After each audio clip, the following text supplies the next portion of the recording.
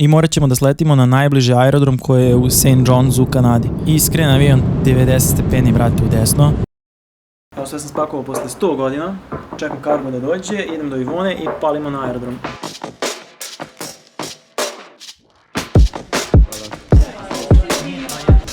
Evo, krenuli smo na Kubu i dolazimo na aerodrom da se smestimo na let i idemo u Istanbul.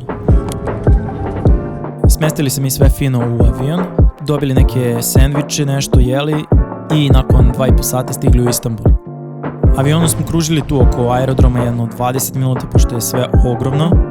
Kada smo ušli na aerodrom, trebalo nam je 20 minuta da dođemo do našeg gejta, zato što je ogromno sve, znači ima milion prodavnica, hrane, bukvalno sve ima i sve je lepo obeleženo, ali, brate, treba jedno 100 godina sa jednog kraja na drugi da se dođe, tako da to je jedino sporno. Kada smo stigli do gejta našeg, tu smo bili u blizini, malo se fotkali, pojeli nešto i čekali let za Kubu. Smestili smo se u avion, to je onaj veliki prekookeanski i treba da letimo iznad Španije preko Atlantskog okeana do Havane. Prošlo je 2 sata i čujemo poruku od pilota: dami i gospodo, da li ima nekog od putnika da je lekar i ako ima da se javi stewardesi. I mi ništa, kao šta god, brate. I prošlo opet 2 sata i opet čujemo istu poruku. A vidim ja sve vreme nešto, stewardese cirkulišu, idu, brzi su svi. I onda nakon još 2 sata, znači 6 sati od kad smo poleteli, čujemo poruku od pilota: dame i gospodo, jedan od putnika imao infarkt i morat ćemo da sletimo na najbliži aerodrom koji je u St. John's u Kanadi. I iskren avion 90 stepeni, brate, u desno.